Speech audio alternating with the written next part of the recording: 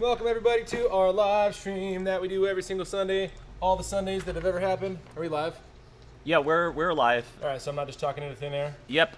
Scott says howdy. Howdy, Scott. Where's the phone? I don't know. You thievery. You blatant thievery. Like I said, every single Sunday, have never missed one in our lives. Actually, we've been doing pretty good. So that's not even that's like less sarcastic than it was a month ago. For those of you who don't know, we generally spend the first few minutes talking about stuff going on in the Genus brewing world while we wait for people to log in and find out that we are live online. Today, our topic is going to be all about chili beer. And our wonderful man in the chair, Matt, brought us a chili beer from V-Twin Brewing Company. Yeah. Oh, also the brewer says hi. Barry says hi to both of you. Hi, Barry. Hey, Barry. Welcome to the live stream in spirit. You should be on a live stream in person sometime. Sometime. Can definitely, actually. I will work on we can arranging have that. him on alternative brew Man of the chair's on it. Because he works on an alternative brew system. Because not all brew systems look the same. That's right. His is a giant brew in the bag. Basically. It's like a, 4-barrel brew in the bag? It's weird. It works, definitely. All right, so news. What do we got going on? We got coffee in the back going. Yeah, making some coffee. That's good. Made in-house by not us, but also not in-house, but by somebody who works here. Yeah, our chef. Resident Coffee Master Warren Makes coffee from Arctos Coffee, and he makes some really delicious stuff. He brings some by, so we are always nice and stocked up on it. And that might lead us into one of our first news events. We're starting a coffee beer series with him. Yeah. Because why not? We do Caster Moonsher. We like coffee beers. I'm so excited. So Warren makes coffee, so yeah, we're all set up for some pretty awesome stuff. we got the first one going. It will be a breakfast stout. One reason for that is I need to use a whole bunch of carafa too, because when they sent it to us, they ripped open the bag, and I need to take care of that.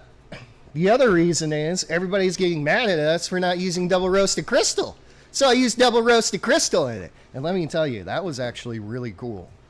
Some malt bill was double roasted crystal, some blonde, roasted blonde Nakey Oats, Halcyon base, of course, Viking Dark Munich too, and it is tasting great. I mean, I literally just made dark cocoa beer. It was delicious. I It's mean, straight out of so it, the awesome. wort, like you can always tell when there's good flavor development, all those Maillard.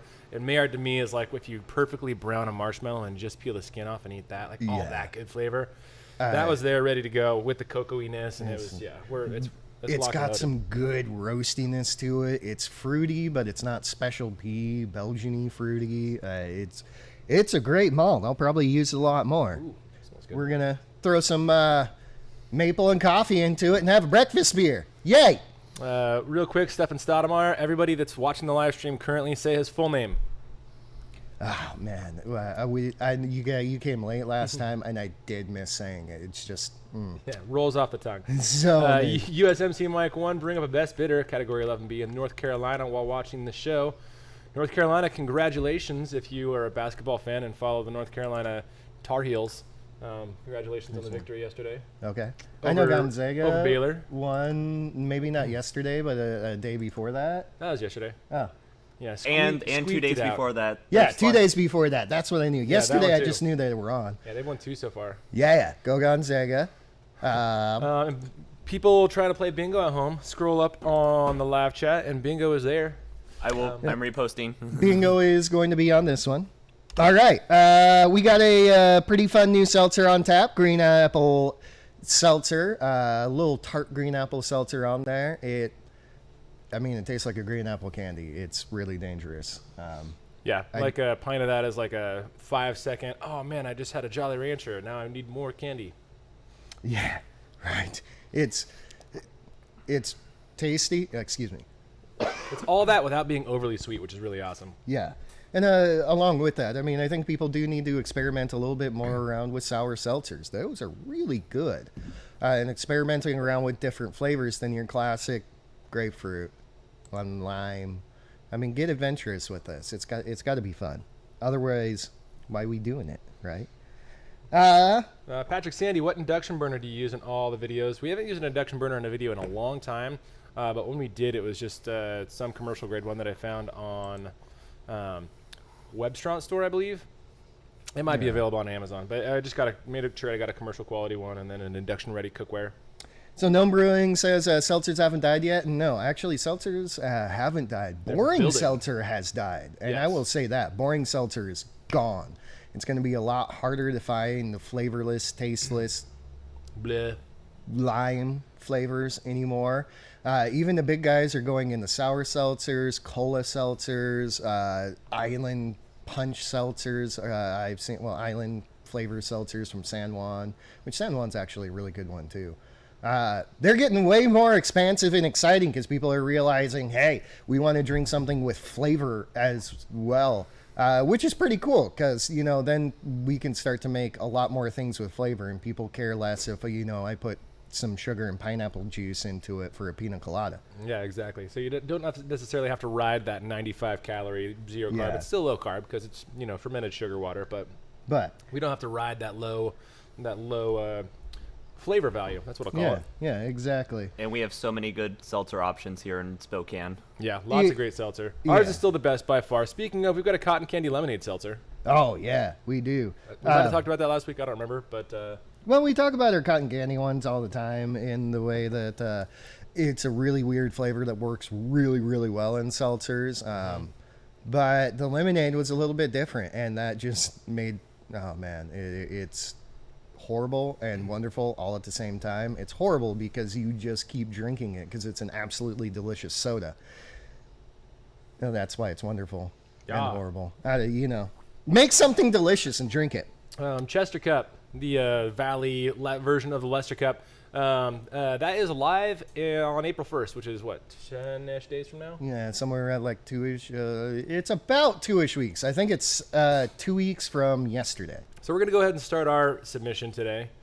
Well, and there's a reason for that, and it 100% does not have to do with us thinking that we had to brew it in April instead of turn it in April. But what it does have to do with is keeping the absolute utmost freshness onto our IPAs.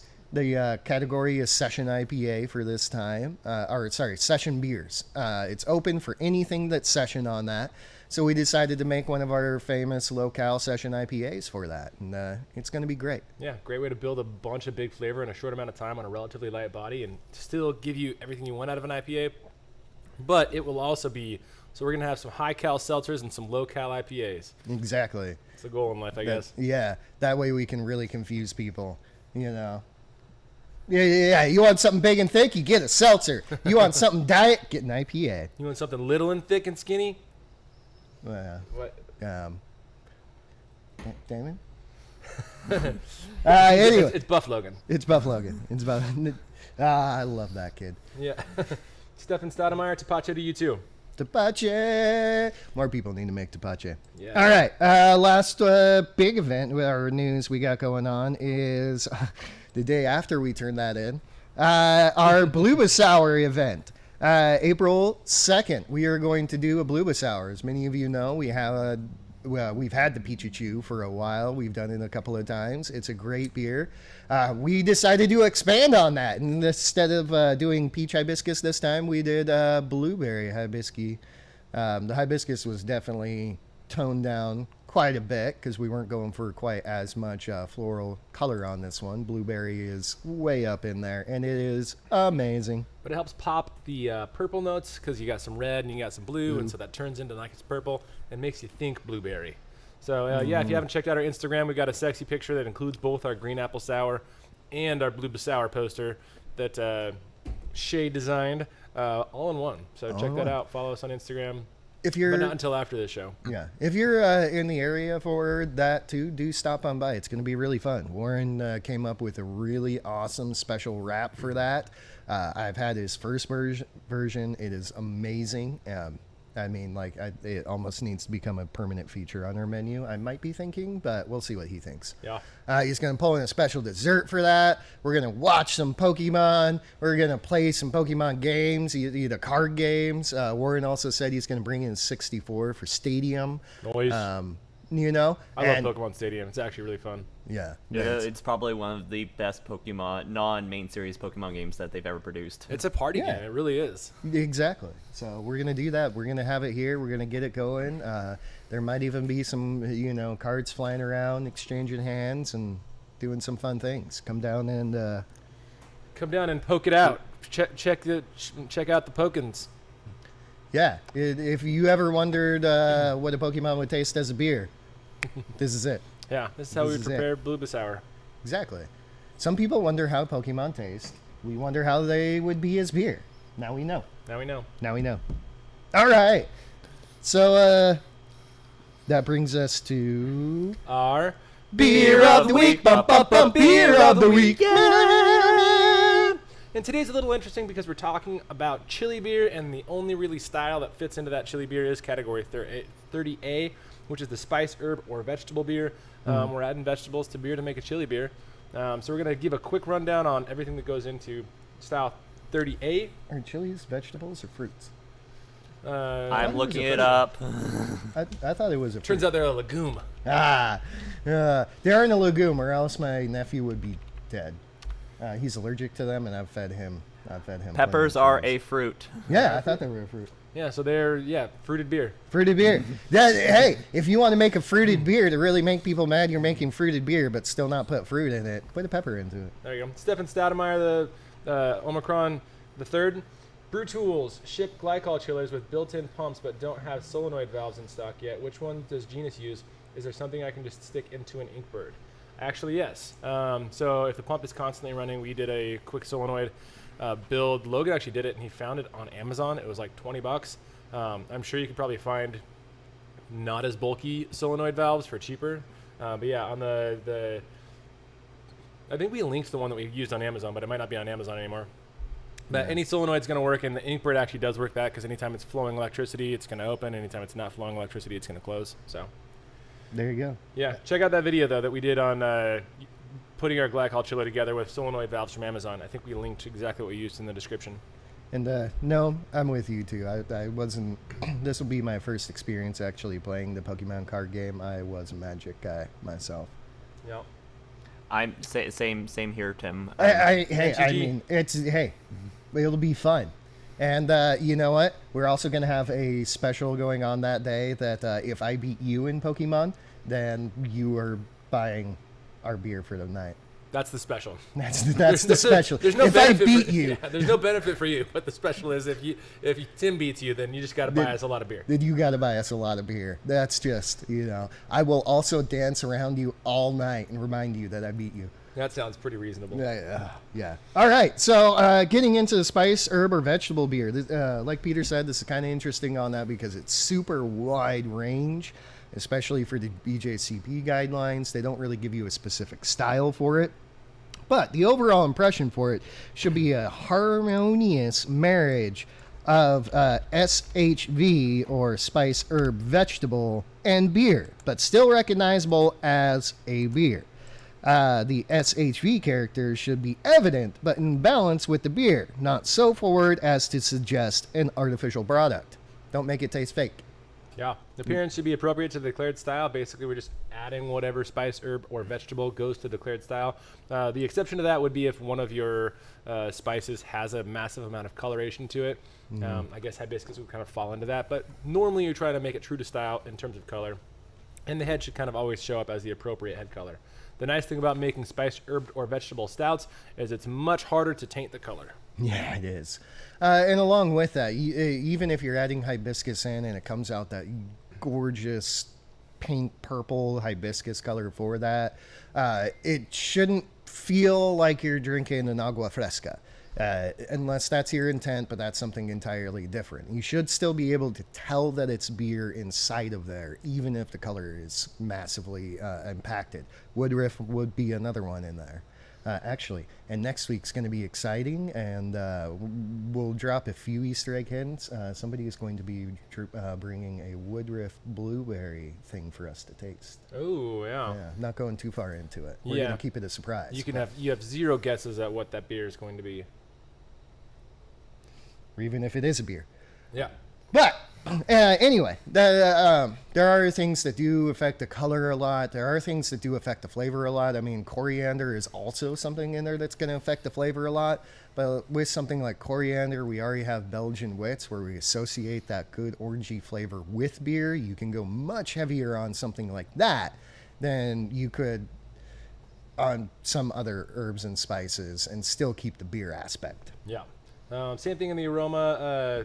The spice, herbs, and vegetables. The prominent thing here is there are some that are going to be very, very strong. Ginger, cinnamon, for example. And some could have very, very distinct flavors. A big one on that is actually jalapenos for a lot of people, especially if it's cooked jalapenos. So that cooked jalapeno can be over vegetable-y. The idea is to keep that in balance to get the essence of the spice, herb, or vegetable in there, or fruit that looks like a vegetable and tastes like a vegetable, but still maintain the integrity of the beer. And so this shouldn't be, fermented jalapeno juice, but it should be. Yeah, you did. It should be beer with the essence of whatever spice, herb, or vegetable you're adding.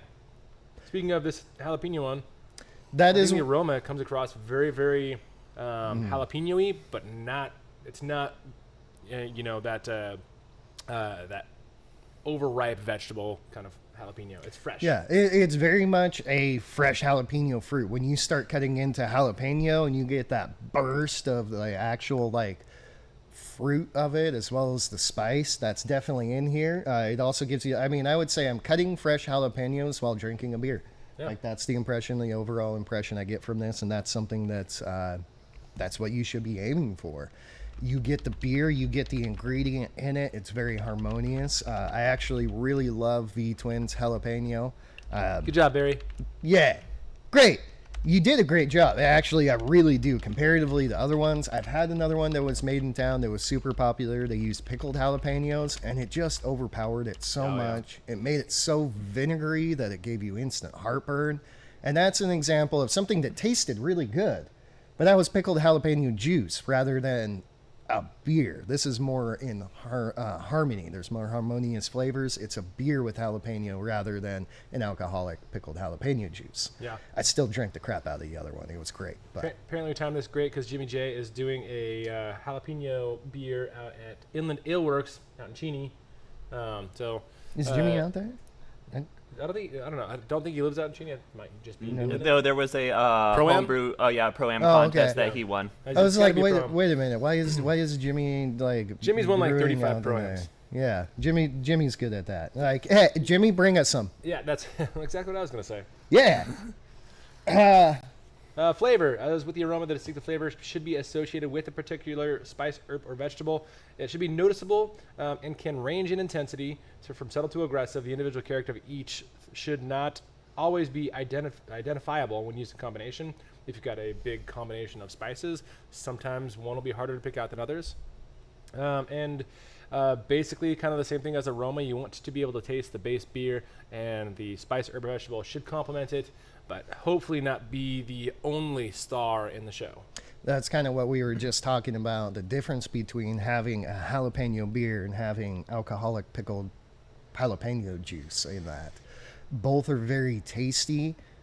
This is more of a beer. That one isn't. I'm going to drink both, but if we're going by the style guidelines, getting that balance into everything for that. Yeah. Mouthfeel, copy, paste, same thing, based on the style of the beer. Comments, all keep it in balance, everything like that. Entry instructions, if you do ever enter this into a BJCP competition, you just need to declare the base style so they can judge you for your use of the spice, herb, or vegetable and your two-style brewing of whatever style you're making. Yes. That's it. The comments on this can really is pretty much exactly what this is overall balance is the key to presenting a well-made spice, herb, or vegetable beer. The components should be complement the original style, not overwhelm it in any way, shape, or form. The key attributes of the declared base style will be different with the addition of all your good stuff in there. Do not expect the base beer to taste the same as an adulterated version, but it still should complement it. That's it. You know, you got to pick the right base beer for what you're trying to add to it, and do it in the right way so you come out with a delicious beer.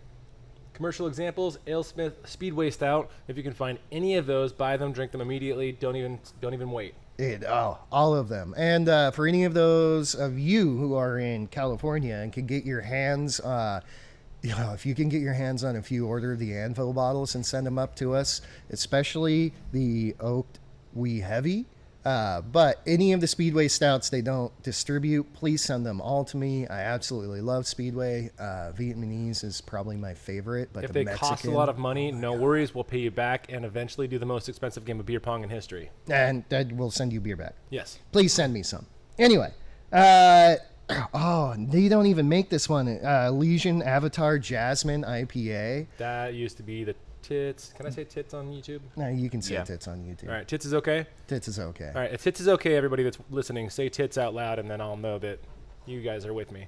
Yeah. Well, the tit heard around the world. Anyway, that was a wonderful one. Ever since AB InBev took them over and really dumbed down their portfolio and made things taste not quite as good and jacked the price up. Yeah, I'm not bitter at all. All right. Stand soapbox for the day.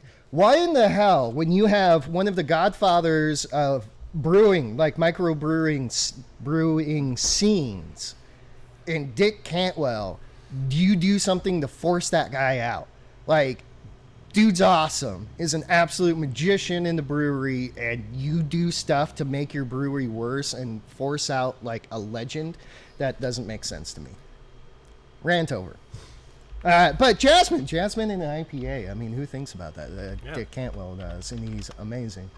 That is a great thing to do, and that's kind of what we're also talking about in all the spicer vegetable beers. You think outside the box on this. You don't have to do the traditional things. Coffee is mentioned a lot, but jasmine, lavender into saison, something like that. Actually, herb de Provence in saison will just be so amazing as long as you keep it in check. That timing on that whole takeover too was just terrible. It was my God, so they came out with the loser right after that. And then they came and it was right after the 12 Beers of Apocalypse. Yeah. So they did this huge like craft beer run where they just did so many great, amazing, not small batch, but like seemed like small batch things. Yeah. And then they released the loser IPA, basically making fun of everybody who's getting bought out by AB InBev, and then they turned and do AB like the next year. Like it wasn't even like there wasn't even a gap. It was like the next year. For it's a little bit more of an in joke. Elysian is in Seattle, Elysian, however the hell you want to say it. I'm not Greek. I can't say it right. I say Elysian. Yeah. Loser was kind of a movement. It was a book that came out, a movement in the grunge scene and corporate bands suck type of thing. The whole anti-statement against corporate bands and things like that, that Nirvana and like Soundgarden and stuff like that were a part of, and that was part of them. That anti-corporate beer movement. Corporate beers suck. You're a loser. That type of thing. And it was a great pale ale. And then literally like the next year they got bought out, and AB InBev tried to run it the year after that, and it just absolutely failed like it should have. Yeah. And then one of the favorite things that Northern Lights at the time did was they created the Poser pale ale that same year, just to make fun of Elysian, which I appreciated. I really did. I mean, like 100%, you're still going to put out an anti-corporate beer when you're corporate in there, and I know your corporate overlords didn't really give you a choice, but Poser was a good beer. I drank that beer quite a bit. Yeah, Poser's that was a great beer. And Reverend KY, it happens all the time in the brewing industry. It's kind of an unfortunate thing. On there, Reverend KY is saying one of his buddies got forced out. Everybody does have a price. And I will tell you what, if somebody offered us $1 billion to sell this place, I don't know that either of us would think twice. No, not at all. I'm pretty sure both of us would sell it without contacting the other first. Yeah, it and would just be happening. Like, hey, by the way, here's a ton of money. By the way, we don't own a brewery anymore.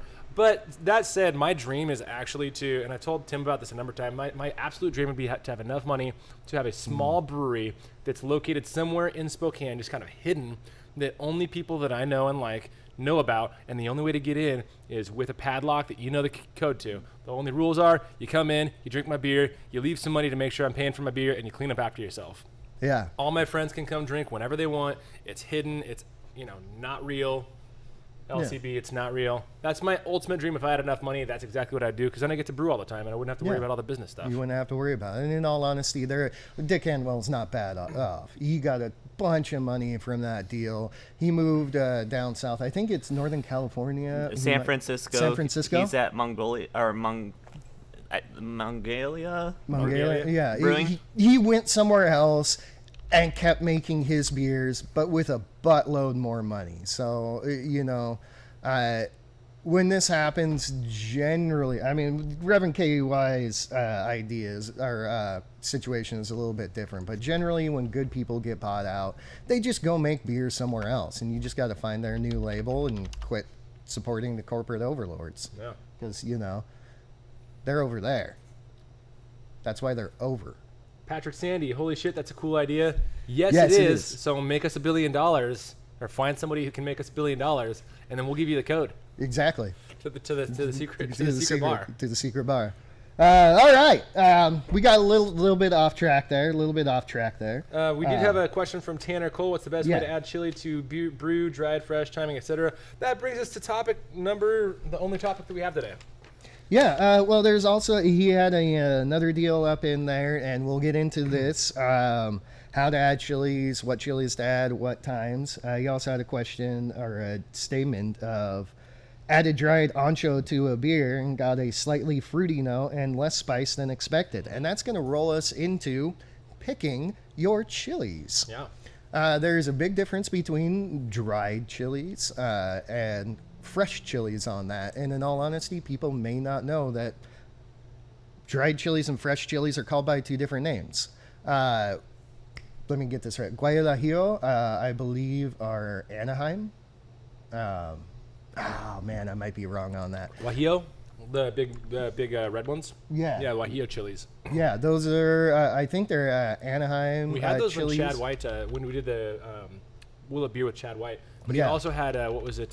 Moritos. Yeah. And then, ancho. Yeah, ancho, like little dehydrated ancho chilies. Yeah. So we had like really smoky, we had like tremendously spicy, and then the Guajillo ones were like that fruity one that you're talking. Well, they were fruity, but part of that actually comes from how they're processed to get to the dry part. You get a lot of fruit character off of, the chilies, and we should take a step back and talk about. Well, real quickly, a dried Anaheim is a Colorado, and the a Guajillo is a dried Marcelo. Marcel. Yeah, Yep. so Guajillos are dried Marcel. Marcel's. Ancho chilies are pasillas. Not, and so it's one of those things that sometimes we get confused. Chipotles are smoked jalapenos. Yeah. And they do completely change flavor when they get dried out because of the drying process, because of when they pick them and how they dry them and get that in there. Most dried chilies are going to be way less spicy and far more fruity. Along with that fruit, you're also getting some deep characteristics coming through, like some good leathers or even like chocolatey flavors that can come through that. And they're super delicious, but they are going to be much more mild than your fresh peppers. Your fresh peppers are going to have all of that water content still in the cells of the actual fruit in there. They're going to carry much more flavor. The oils are going to be fresher. They're going to carry further over into your beer on that. Mm-hmm. In general, when you're going for brewing with peppers, just overall, your best two options are usually either the dried peppers for very specific reasons or fresh. There are reasons to use cooked. But usually that involves adding a specific char character. That's the only reason to cook. So if you were to just like bake a pepper or something like that, that wouldn't do the same thing as like when you're trying to bake a, let's say a gourd or some potatoes to put in beer. Baked peppers usually soften the crisp brightness that the pepper has, and can also degrade some of the capsaicin. So depending on how you want to control the heat in your final beer, cooked peppers without the char character are generally a bad idea. And even with the char character, usually you're ending up trying to cook hot and fast to maintain the brightness of the pepper, but get that char character on the outside as well. Also, interesting point in here that somebody brought out, River of Rivera. Toast them to bring out flavor in your dried chilies. That's actually not a bad thing to do. Pull it out, pull the seeds out of it. Generally, you don't want to add the seeds in at any time. It's not just the heat. The seeds or the white flesh on the inside of the part, that's where a lot of bitterness can be held that will translate over into your beer. So most of the time, it's not good to have those into your beer because you're adding aggressive tannins and aggressive bitters without actually adding the flavor of the chili. Yeah. But take the seeds out, crack the stem off the top, toast it up a little bit, and you're going to express some of the oils coming out of there, further heat and change the flavors a little bit. That's a great way to bring some out, just like toasting coriander. Yeah. Although you do got to be careful not to over toast. Yeah. Now, in talking about what flavors you want to add and when, any part of the cooking process that you're going to be getting your peppers, giving your peppers, a lot of the times, especially if you're going for some fruity character or some character that is not direct spice, brightness, or like that plant matter bitterness, generally speaking, late boil or whirlpool is the best place to add that because you get some of that cooked kind of texture to pull out that fruitiness or that supplementary flavor that the pepper has. That said, if you do this, you will lose some of the natural brightness that you can get. And so you do have to kind of time control when you're doing a late boil. And this is great for example, the Guajillo chilies where fruitiness is a big part of the profile the pepper has. Yeah. Along that, it kind of depends on what you're going for as well. The late part of the boil, generally for me, I don't like adding fruit into whirlpools and late parts of the boils because you're blowing off volatile aromatics. If you're adding it into the boil, you probably will lose actually some of the spice. You will lose some of the aromatics coming off of that. Whirlpool, I think, would be way better on that. The whirlpool for some of the dry chilies would be really good too because you're getting that rehydration in there. They're getting to soak in. For the for the dried chilies, I would probably add those in more in a proper whirlpool at like 190 or under. Reduce the steam on that. Definitely cover your pot while they're swirling around. And I would also say don't leave it for too long, either fresh or dried. Don't leave it long enough to start extracting tannins and chlorophylls. Yeah. Jimmy J just added he broiled and torched his jalapenos for his Pro-Am entry. Which is the one that he is doing with Inland Ale Works, which means it ended up being a good beer because he won. But yeah, that's perfect. Just getting that high heat on there really fast to get that charring, but also maintain the integrity and the freshness of the jalapeno. Yeah, and so if you're not going to add it in, one of the places that I also like to add it is the secondary.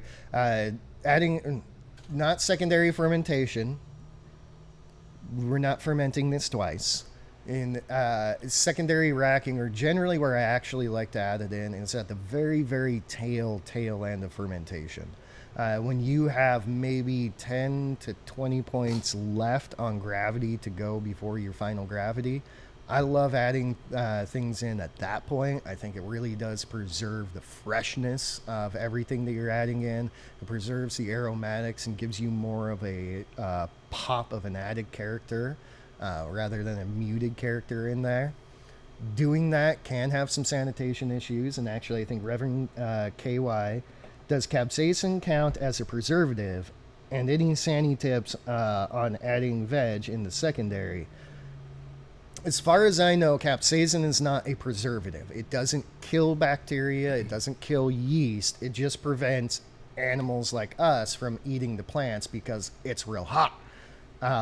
It's a defense mechanism rather than a preservative. As far as I know, it might be a preservative, but I really don't think so. I don't think so. It's also naturally alkaline, but it's not alkaline to the point where it's going to preserve it.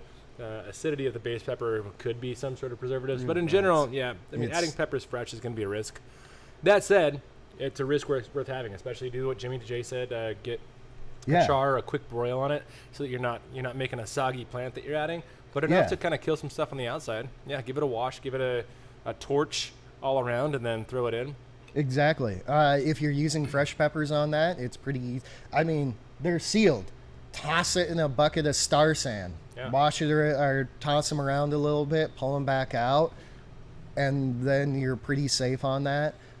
With dried peppers, actually, when I do this, I do prefer to reheat or hydrate them. So I'll take some boiling water, let it cool down just a little bit, 190, 180, chuck the peppers into there until they rehydrate.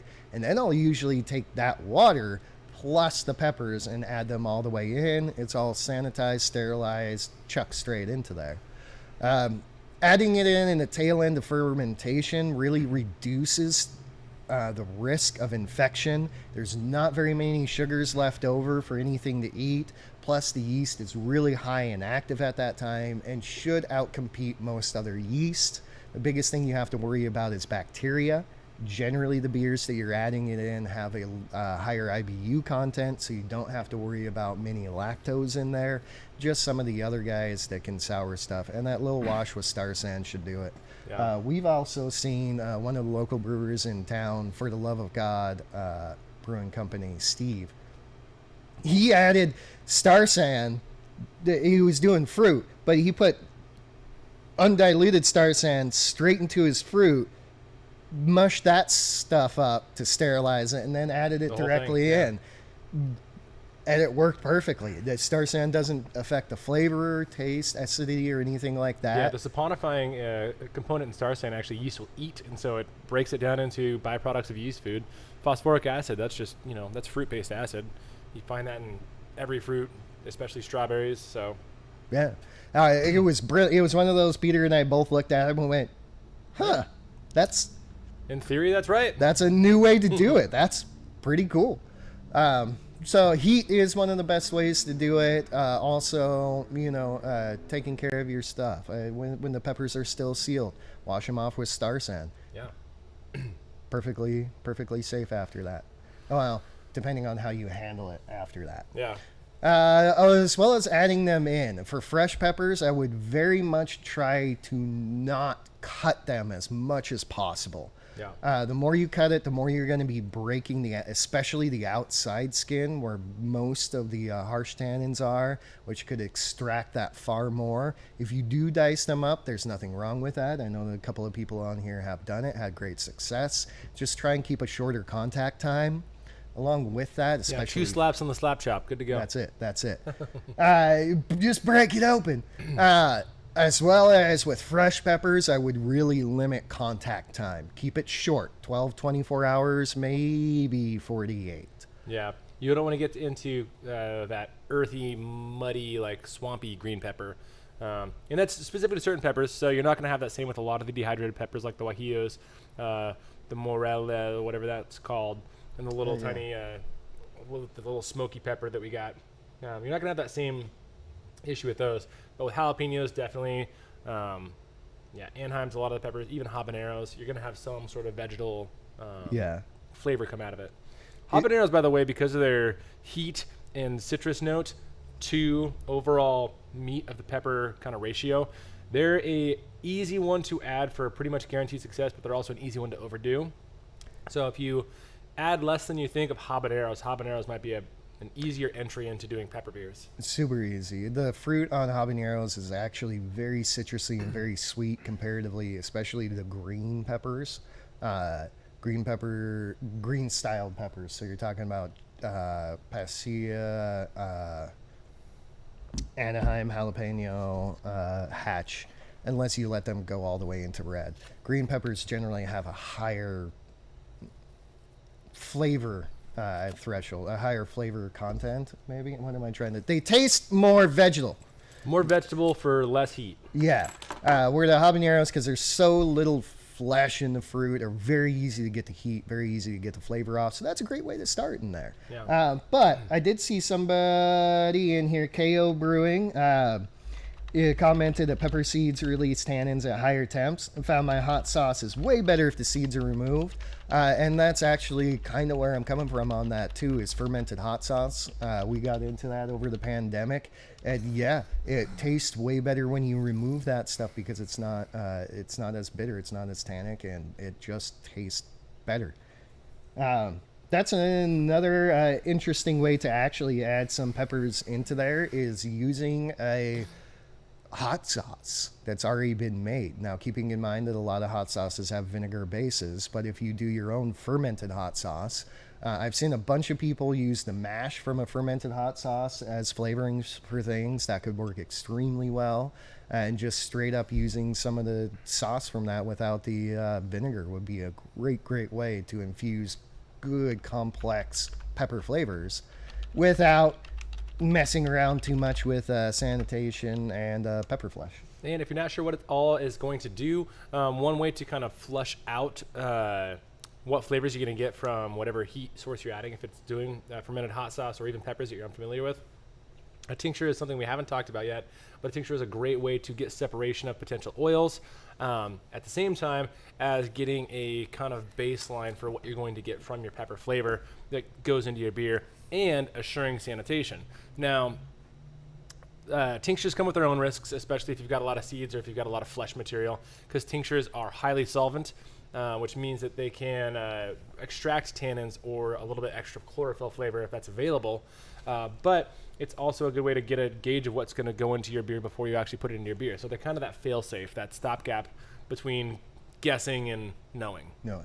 And just real quick, basics for those of you who don't know, tincture is basically taking a very high proof alcohol and soaking your stuff in it for a minute. Take, a 101 to a 151, whatever. The higher proof of an alcohol you can get, the actual better it works, because alcohol is a great solvent. Just don't use disgusting alcohol, because you will taste that and it'll be disgusting. Let your peppers sit in it. Couple days, 2 weeks maybe, probably not much more than that, and then taste it, and that's pretty much how it's going to taste in your beer. That's also a great way to control additions. If you don't want to mess around with adding pepper straight into your beer, put it into a tincture and then dose your beer with that tincture until you have the right flavor. Yeah, perfect, absolutely perfect for adding stuff in. Extremely controllable on that. And it can separate out fats if that's an issue at all with trying to do hot sauces or fermented hot sauces. If you want to separate out oils, it's a technique I used in Willet Beer number 2, one of the original, before we even knew what we were doing with Willet Beers, where we had enchiladas. Green enchilada beer. Mm-hmm. Yeah.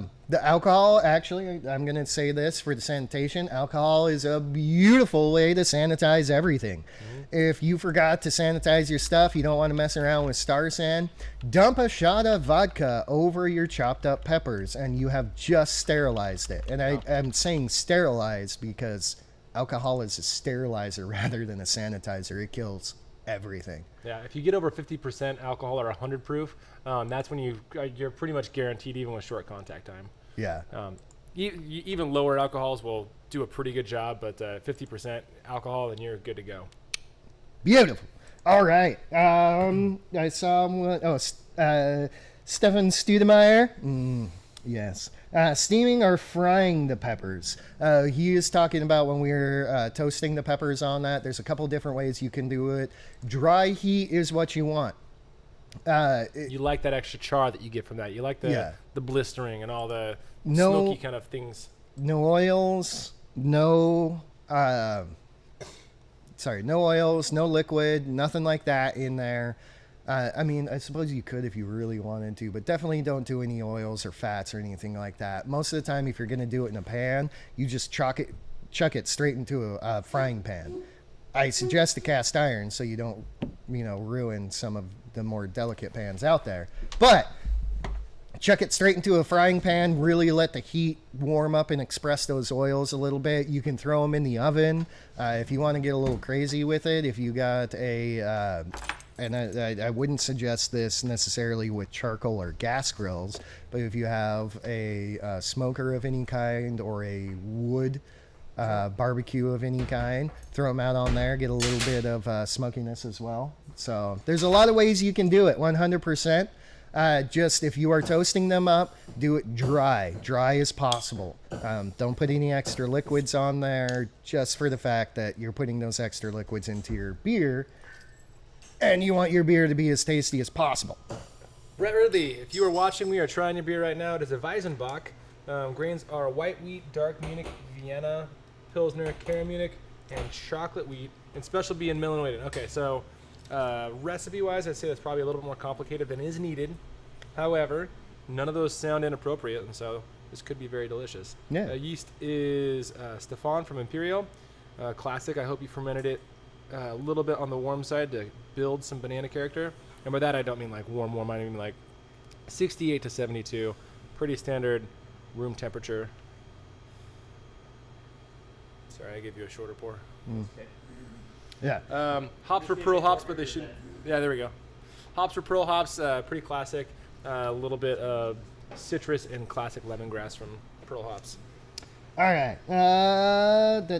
Isn't Scotch bonnet a habanero? Oh no, Scotch bonnets are way different. All right, I got to get way up there. Get way back there. Get way back there. Get back there.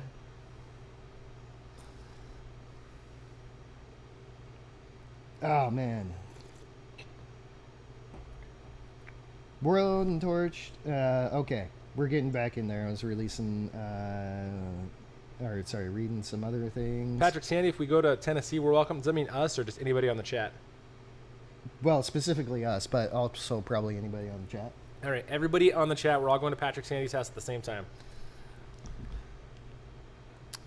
I think that was actually- comment about me going and drinking beer and giving high fives. Oh, you're going to that chat. Dang it. But I will bring you guys to come drink beer with me and give high fives. Where in Tennessee? I have some friends in Nashville. Yeah, Funny okay, to there it visit. was. Patrick Sandy said Habs flavor is meh. I mean, Habs got a really good flavor, but I will tell you, after having some Scotch bonnet stuff, oh man, those peppers are just tasty, if not hurtful. They're good. They're super good. How do I keep the hot sauce from sticking to the vessel? Magic. With the tincture? Or, I don't know. is this just talking about hot sauce? If we're adding hot sauce to a fermentation vessel, how do we keep it from? How do you keep it from tainting the vessel? I believe is really what he means. Yeah. From when you drain it, all the hot sauce oils, all the hot sauce itself sticking to the sides of the vessel, and now no longer being able to use that vessel for anything other than hot beers or spicy pepper beers. That's actually a good question. When you do this, pepper is something that does stick around for a minute because pepper, most of its flavor is coming from oils. It is something that can absorb into soft plastics and hang around for a bit. As a professional brewer, Reverend KY, I'm sure you know the answer to that. It's a hot caustic bath and then a little bit of acid rinse after that, and you can take anything out of stainless steel. For the home brewers, peeps, PBW will really help get this out of here and hot. Make it hot if you can. Really help all the oils dissolve, the PBW break down all of the organics in there and get them out. And then, like I said, a good acid rinse after that, and you should be pretty good to go. That is a danger, though, especially in soft vinyl lines. If you were serving these beers on tap, most of the time your soft vinyl can absorb some of that pepper flavor, some of that heat. I would say if you're doing draft, it might be a good idea to have a dedicated pepper line or just do it in bottles. Yeah, or go, even polylines. Polylines are a lot more resistant to picking up those flavors. Still a good idea to have a dedicated line, but it's going to carry over a lot less of the flavor line to line. So it's not going to forgive like root beer going through it, but a little bit of heat in one beer, it's probably going to be rinsable with the next beer. We did a video on all different kinds of lines, I want to say 3 months ago, something like that. So if you want to know more, go check it out. 5 months ago? Yeah, no. It was sooner 2 than months that. ago? It was 2 to 3. It might even, it wasn't 1, but it was 2 to 3. Go watch our lines video. Not now, but later. Yeah. Jimmy J, can alcohol be used in a tincture can alcohol used in a tincture pull more heat than intended because of its solvent nature? You can pull more heat than you probably would in your beer because of the solvent nature in that, But I wouldn't necessarily say that you're going to pull more heat than intended, because then you take that tincture and just add it to the beer to the heat level you want and drink or throw away the rest. Yeah. So that's where tincture can be really, really safe and the far most controllable out of all of the styles, is that you only add in as much as you want, and that's it. You don't have to add in any more. Even if your tincture ended up being way spicier than you thought it was going to be, you don't have to add the whole thing.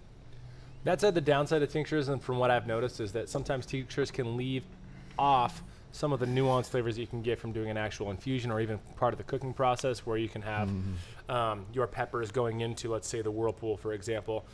Tincture is not going to have the same effect of getting some of those middle flavors. So tincture definitely won't be as complex and round of a flavor as many of the other methods in there, just because of the nature of a tincture. Laughing Hyena just started cold crashing a passion fruit Berliner Weiss with some ghost pepper heat. That sounds pretty cool. That actually sounds amazing. Send us some. Send us some. Will you only get tanner coal? Will you only get tannins off the seeds if they're heated? No. You will get tannins. You will get more tannins out of the seed. No, actually, I'm not even going to say that. There's a potential you could get more tannins off the seeds if they're heated. But that's why we were saying when you toast them, take the seeds out. The tannins are primarily going to be extracted with a solvent. So once you get alcohol on top of them, either from your beer or in a tincture, that's where you're going to get the tannins being extracted the most. Which is also why we recommended taking the seeds out. I know the seeds and the white veins, the white flesh on the inside, have more heat to it. There's more capsaicin, there's more spiciness in there, but that's where all the harshness of the flavor is going to be. So it would be way safer, way better tasting to take those out before toasting, before doing tinctures, before using the peppers at all. Reverend KY, I just added Cholula to my Rainier. 3 out of 10, I'm gonna another. 3 out of 10, you're gonna do more? I could see, are you talking about the Cholula, like the hot sauce that you get in all the Mexican restaurants? Like, if it's not Tabasco, it's Cholula. Or if it's not Tapatio, it's Cholula. Yeah, I'm in the Tapatio fan. Okay, I know people, Tapatio is not a hot sauce. It's a salsa. It even says salsa right on the front. It's got a good flavor. It's not that spicy. I know that. But it goes on everything so well. I like it better than Cholula, if I'm going to be honest on that. Also, I use them both. I don't know. I'm one of those people. My hot sauces do not go in my fridge. They sit out on my counter at full heat so they can get extra fermented. They're about 5 shades darker red, and they taste so good and funky. Leave your hot sauces out on the counter. Don't put them in the refrigerator. They are shelf stable. They will not go bad. The pH of that and the salt content of the hot sauces will not go bad. Those are preserved, and they will taste so much better. Sorry. Gator Hammock Hot Sauce. Look it up, buy it, you're welcome. Stefan Stidemeier says this is very dark for a Weizenbach, and he lives in Germany, so we're going to trust him. Yeah, I mean, so just looking at this recipe, by the way, this recipe having white wheat, dark Munich, Vienna, Pilsner, Cara Munich, chocolate wheat, special B, and melanoid, and I can take out at least 3 of those malts and probably still get just as good of a composition with, so first of all, the dark Munich and the melanoid are going to be relatively redundant. I would pick one or the other. I also probably wouldn't have dark Munich and Vienna just because of the Munich component, that Maillard component kind of crossing over. I would probably just do white wheat, Vienna, maybe the Cara Munich, but maybe not. I would definitely take out the special B kind of regardless. It just doesn't go in a Weizenbach. The chocolate wheat can be there for coloration, but if it was white wheat, Vienna, and chocolate wheat, or white wheat, Vienna, chocolate wheat, and Pilsner malts, and those plus cooking process, I think we could have gotten a more developed flavor on this. That said, this is not a bad beer. There's a little bit of, I wish the yeast was a little bit cleaner, and I wish it finished a little bit drier. I think part of that is because it's also coming at 8.4%, OG of 1.077, which I think it's going to stress the yeast out a little bit. To me, it smells like the yeast is stressed. There is an interesting breadiness in here that's coming from some of the good grains. There's a good graininess, but then there's some breadiness that is coming from an overexpressed yeast, in my opinion. Jiangyak Hyo, thank you so much for the super chat. We appreciate it. And please let me know how well I nailed that name. Yeah. Good. Well. And good to see you. It's been a while since I've seen you on here. It has. It has. And So- I just looked up for color. On a Weizenbach, there's actually 2 variations. There's a pale and a dark version, Okay. according to BJCP. And The dark version probably only goes down to like 14, maybe 16 SRM. Nope. The total range is 6 to 25 SRM. Wow. 6 to 25 is huge. Yep. Well- but the dark version, they say, is dark amber to a dark ruby in color. Okay. Yeah, I would say this this is- fits that. You get the amberness. Yeah, I'd say it's maybe a little bit darker. There's a good ruby in there. I'd also say that dark version is probably put in there because a lot of other people outside of the traditional brewers of Weizenbach started making Weizenbach and said, oh, it should be a dark, sweet Hefeweizen. And now we have this. I'm going to just call out Reverend KY for fishing for bingo. Yeah. I was Yeah, gonna say, no, I've avoided that. Is there a petition to get me, Peter, and Matt on Hot Ones? No, not yet, but there should be. And Start it. You should start it. We'll definitely do it. Yeah. God, there was. I feel like Ryan might have to be on that though. Well, Ryan is unfair because he no longer has a colon, so he only suffers once. Yeah, he only feels it one way. Yeah, and that's just. Can- not- But Ryan can also just enter the wings through his feeding tube, just grind them up, and then just. Can we get Damon just to see how quickly Damon taps out? Oh, man. that'd Damon be- would love to be on Hot Ones. That would be his that would favorite. be We would love to have amazing. Damon on Hot Ones. Mike Tarowski, off topic. Have you brewed much with red or black rice? Other flavors these would play well with. In all honesty, we have brewed with pink rice once. It was a really interesting flavor. Rice is so delicate unless you're doing a rice lager. Generally, the flavor won't come across, but you will notice differences in that. As far as those two, we haven't really used them.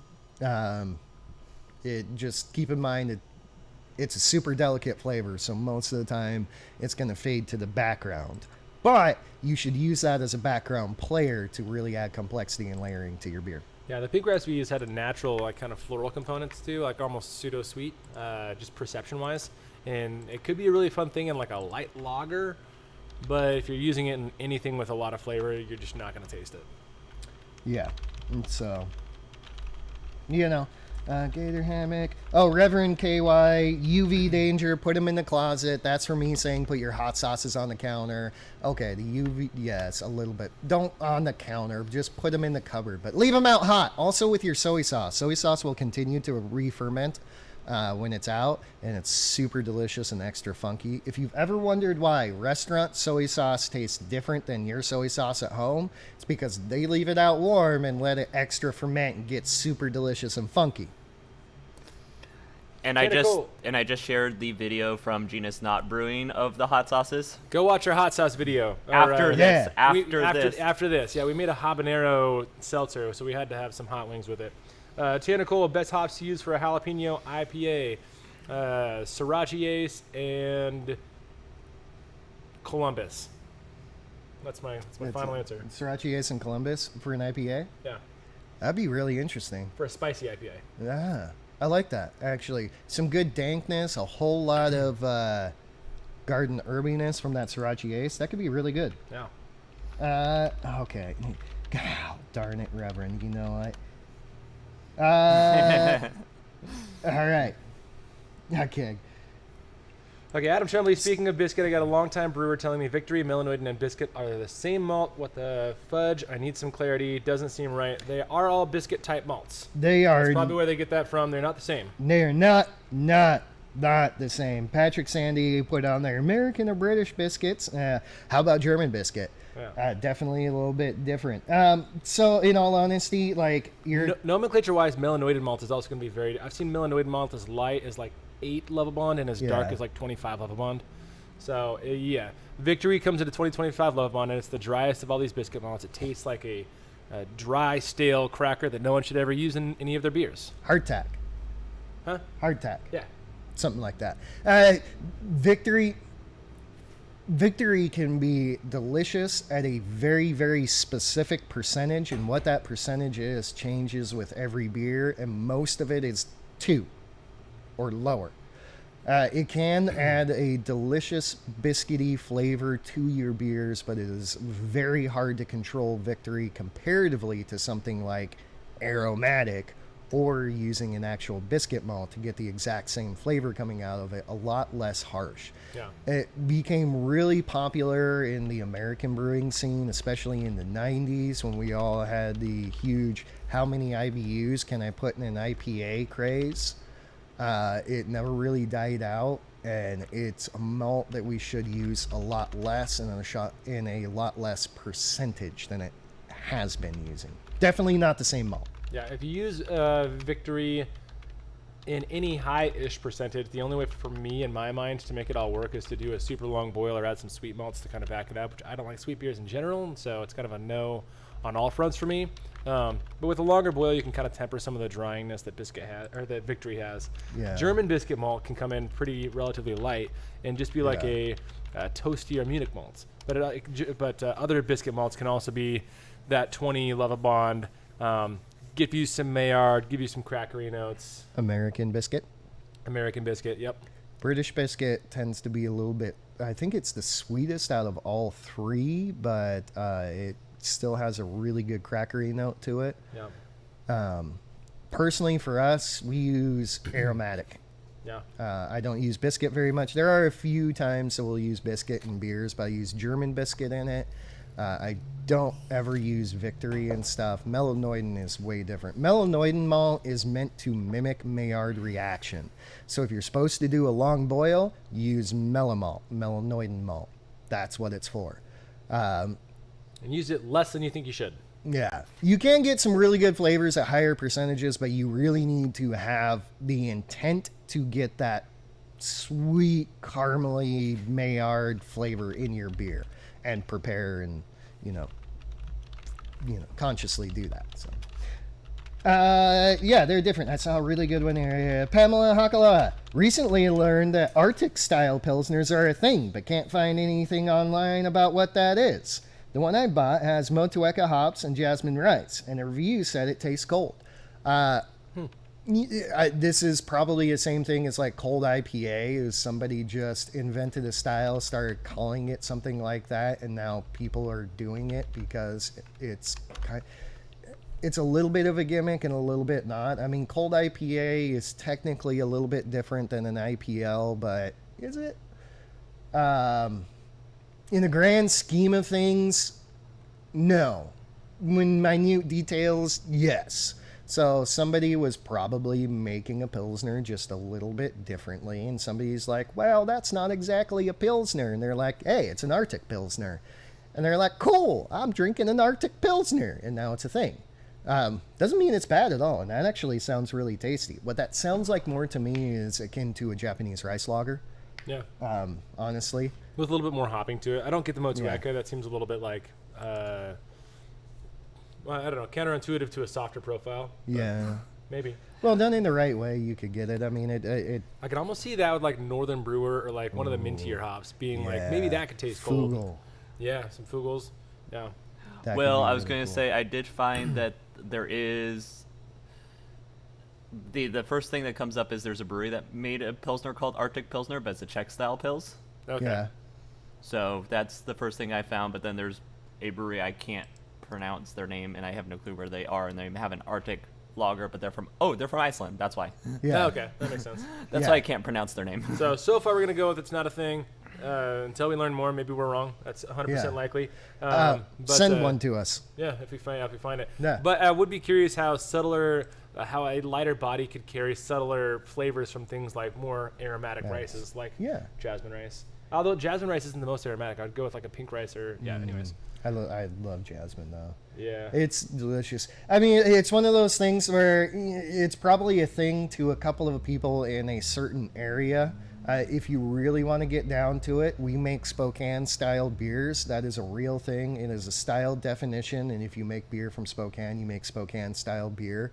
That might be the first time you've ever heard us mention it. Yeah. Because, yeah, it's a thing, but We should really make a Spokane style beer, put it out there, and make it like a huge the thing. the And, next make it brew the next IPA. cold IPA. Yeah, exactly. Exactly.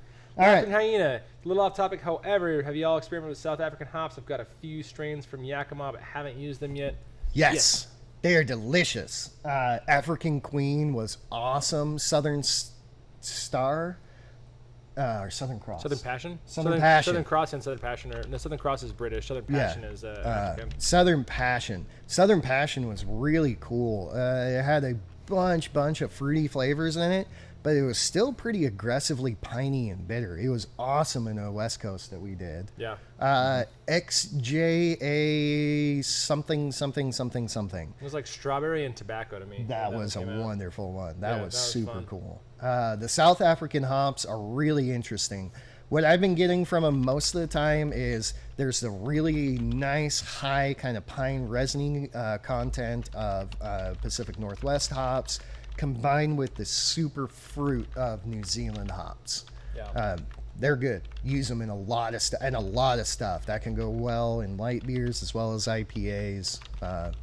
Experiment more with them. It's a really cool hop region. KO Brewing, I just made a pale with 2.1% victory, and it's way too much. About 2.1% too much? Probably. Yeah. Just a guess. I mean, if you're making a pale on that, you could have used none. Honestly, you could have used none and used a little bit more biscuity of a base malt on that, or just a small proportion, like a little bit of German Vienna in there to get the same kind of color and get a little bit of biscuitiness in there. That would have been delicious. Or you could have just left it alone. Or, Those of you out there who haven't caught on, victory is very much like crystal malt to us, where, it can't. I don't know why we decided to hate it, but we did, and so because it doesn't taste good. All right, the deal about victory, I will use crystal over victory. Victory generally just doesn't. Take that back, and just exclude crystal 40 and 60 at least 30 through 60. If I was making an American IPA, I would probably rather put C40 in there than victory. But I guess at that percentage, I don't know, maybe. Yeah, I wouldn't want to put either. I would rather put aromatic in there. C15, 100%. I'd be all for it. C15, definitely. Take the crystal malt, 100%. So when you get to C40 and C60 and an American IPA, I don't want them in there. But if it's my choice between victory and C40. It'll probably be if in the same percentage, it'll probably be C40. If it's a different percentage, I'll toss, like a 0.5% of victory in there and walk away and be fine. Yeah. It's one of those malts. It's not used in the right way and people overuse it and could be using such better malts. Like experiment around with some of the biscuit flavor malts and get something better than victory. It's so harsh and tannic. It's just, it doesn't. You taste a beer with victory in it, and you're like, that could have been really good. Did someone goad us into a bingo card? I'm just trying to read back on. As long as we don't not that I've seen mention solidified silica, we'll be all right. Okay. Jasmine plus pills is delicious. It is. It's so good. All right. All right. When are y'all going to invent a beer style? I used about 8% victory in that dream beer I sent y'all. That wasn't real. That wasn't real. I mean, that's probably why we didn't like it. No, I'm just kidding. But Patrick Sandy, when are we going to invent a beer style? Actually, there's been a couple of times we've technically done that because we've made beers that nobody else has made before, so we invented a style. Lobster beer. Lobster beer. Lobster beer is actually one of those. I guarantee you we're the only person in the entire country to have made. I would be willing to bet we're the only brewery in the entire world that has made three. Are we on four? That has consistently made a thing about making lobster beer. And not the same lobster beer. Not the same lobster beer. Separate lobster beers. 4 separate lobster beers. Yeah. Some of the other things that we've done on that, mixing styles and stuff like that, I'm pretty sure that we've invented quite a few different things. Invented some crazy combination of the different sours that we do and things we played around with. Yeah. Hey, do you want me to crush you guys a little bit? Yeah. There's a Maine brewery that used live lobsters in 4 different styles. Well, in 2015 they did. So they are technically the first. They did it once in one style. We've done it, and they're in Maine. That's 4 separate times. Yeah. Washington is. I mean, it's like lobsters can jump out of the ocean and fall into their beer. Right. That probably was an accident. They just took a scoop of water and put it in there, and there was just a lobster. Yeah. Nah. Anyway, so on that, inventing styles, homebrewers invent styles every single day when you do something weird and different. It's one of those things that it's not really an invention into a style until you get tons and tons of people arguing about the right way to make it. Yeah. So yeah, every day. But, it's up to you guys to make that style worldwide and famous. Yeah. The beer is from... Laughing Hyena. Honestly, lobster boiled in wort sounds pretty good. It's delicious. Oh, my God. Oh, it's amazing. It's the best lobster you've had. That is the absolute best way to cook lobster. And it's entirely different for every wort. My personal preference was the stout lobster. The extra chocolatiness that was in there was amazing. Any sort of sweetness that you get from beer Yeah. going into the lobster meat, because it's such a sponge for flavor. I mean, why do people just boil it in water? I don't get it. I don't... I mean... Why is that the thing? They're just But- ready for the butter sop, I guess. And why do people do that? It's like, take a lesson from the South. You go to a crawfish boil, that is not just water. I mean, that Yeah. is literally everything you can find. And I saw somebody season it once, and it was literally just like rip open a box of seasoning and dump it in. I'm like, Yeah. oh man, I don't know if you had And it's enough like in there. orange juice and lemon Oh, juice God, and yes. and water and sugar and salt and all the spices. So the next one is going to be mini lobster beer. And we're just going to do a little Yeah, there you go. crawfish Little- boil. little I was gonna crawfish say, beer. why haven't we done a crawfish one yet? Next time. We'll do a We're whole on it. boil on that. That'll be amazing. Yeah. All right. Okay. Some more clarity. Adam Chumley, more clarity needed. If using melanoidin, do I need a long boil? Doesn't longer boil foster Maillard? This is actually a great question. Yes. Yes, it does. Melanoidin malt was invented to cheat the Maillard reaction. You use melanoidin malt so you don't have to boil for 2 hours. It is supposed to give you the same Maillard flavor as doing the 2-hour boil or longer. It's giving you that long boil Maillard flavor. Like all cheater malts, it's not exactly the same. It's not as complex. It's You're not missing out on quite some as other parts of the round. process. But And it actually doesn't have the same shelf stability byproducts that come from doing a longer boil too. So you're missing out on the reductones and enediols that come from actually cooking, creating melanoidins through the natural process of Maillard reaction.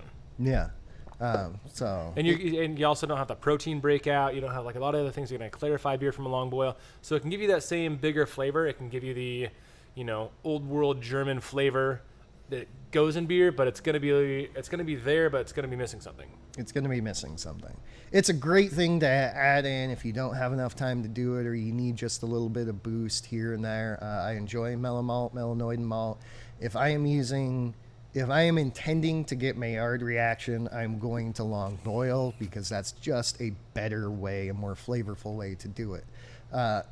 I understand people's restrictions. Sometimes you have a time restriction and just can't wait around for 2 hours. You need to get it done. Toss in a little mellow malt and you should have an approximated flavor. Yeah. Funky Brewer, here's a great question. If you want to bottle condition a beer that is fermented with a diastaticus gene, do you typically wait until the FG is 1.000? The answer is no and yes. So even at 1.000, you're still going to create carbonation because there's going to be other products that are made in the natural aging process that will again be rebroken down into things that can create CO2 by fermentation. That said, realistically, the answer is probably closer to like 1.002, 1.003 for moderate to moderate high carbonation, even after a long aging time. And eventually, I mean, it depends on how you're going to age it because eventually the yeast will just start eating themselves and still creating carbonation. So if you're almost ready to drink the beer and you're just putting it in bottles for carbonation, then really it's like 1.002. Give it a couple months, it'll be fine.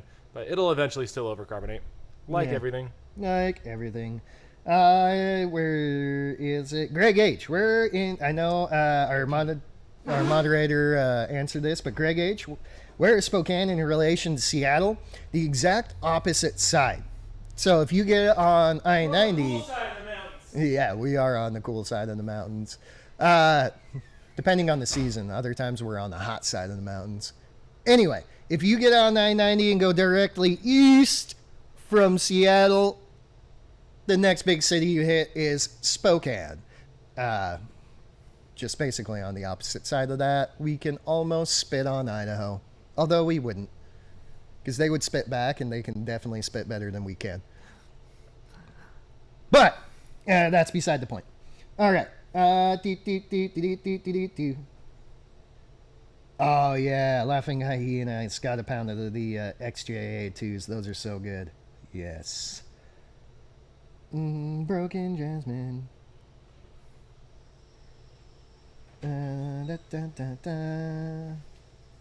Southern Star, yes. I'm catching up to a little bit of these. Gotta catch it up, poking sour. Yeah, Greg H., if you're planning a trip to Seattle, Spokane is a drive from there. Although, depending on how you want to do it, American Airlines offers shuttle services over to Spokane that normally only take about 45 minutes on average, and honestly are not that expensive. Most of the time, it's cheaper than gas, especially right now. And I think Alaska Air does something similar too. Alaska. Didn't Air. I say Alaska? No, you said American. Oh. If you shoot. haven't yet, throw a Don't not thumbs up on this American. video, Alaska. by the way. Just do Alaska is the one that does it. I'm sorry. We need all the thumbs up on this video. Yeah, we do. If you wait long enough, and by that I mean probably 2-3 years. There's 5 years. We're having a magnetic train installed. They've been talking about that for a long time. No, it got funded though. Oh, it did? It got funded Nice. like a month ago. The Hyperloop. Something, yeah. It goes basically Portland, Seattle, Spokane. Yeah. That's gonna be so cool. And Reverend KY, technically it's not, because solidified silica could be sandstone. And actually, I got some news for our international viewers. News for international viewers. Let's hear it.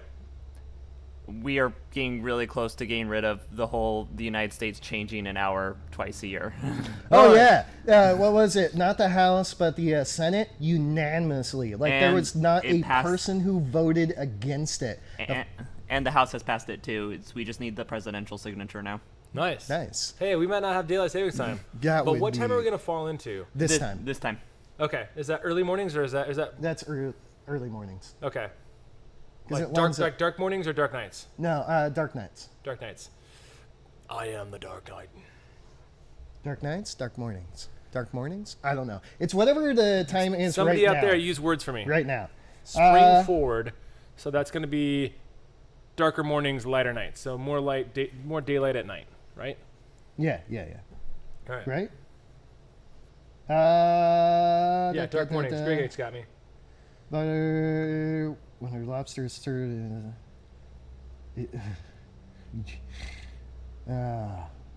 Okay, sorry. Next, salmon stout. Ooh, the problem with that is What salmon rhymes is with so Stash the Spice fatty, Mutton? so fatty that you might have a big problem with that. I'm down to try it though. That I would probably actually take smoked salmon stout. I think that's the way, to, go. Yeah, I mean That's the way to go. Alaskan Brewery's actually already done that one.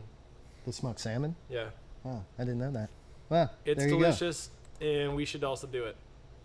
Should definitely do it. Partner with the Chowder Place in Spokane now. Crayfish, same thing. Crayfish and crawdads the are the Chowder same Place. thing. Oh yeah. Ooh, we could partner with the Chowder Crawfish, Place. crayfish, We should make the Chowder Place a beer. Oh, Matt, get on it. Okay, I'll talk to Travis.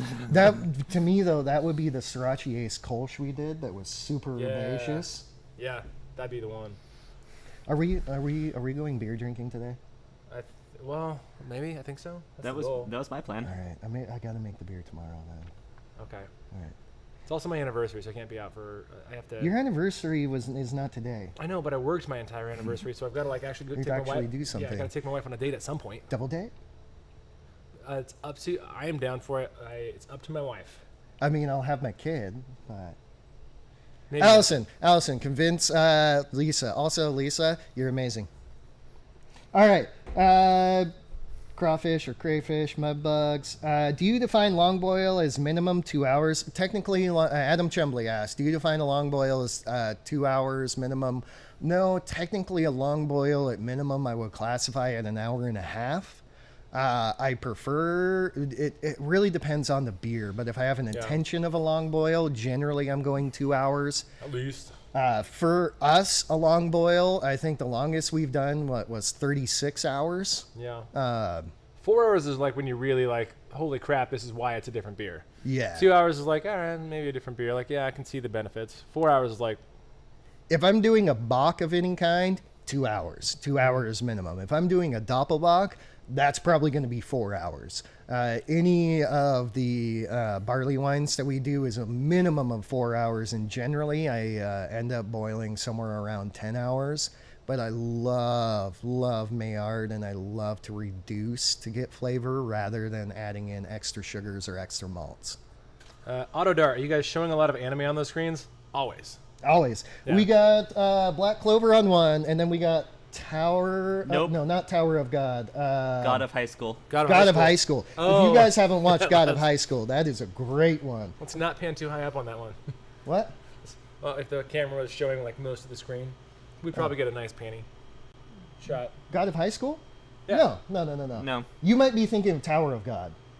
Oh. I think you are. God of High School is the Korean. I was thinking of High fighting School one. DxD. I was thinking of High School DxD. High School yeah. DxD. Yeah, no. High School DxD is actually a really good anime. It has a good story. There's good animation to it. It just also is High very School pervy. DxD. Yeah. I get into it, and then I start watching. I'm like, holy shit, what am I watching? All right, anyway. Off topic. Had a Saison stall at 1.023, and I Using need Belgian the Saison firm. yeast? You used Belle Saison or Belgian Saison. I'm willing to bet Belgian Saison is known for falling asleep. Yeah. Uh, It does. Considering pitching a batch of Sour Batch Kids, I have the new oak barrel aging thoughts. Are you trying to just make a saison? I mean, Oh, he so- threw it into he threw it into a keg. Now he's considering pitching a patch of gotcha. Sour Batch Kids. I have then new oak barrel aging. Actually, that wouldn't be too bad to do that.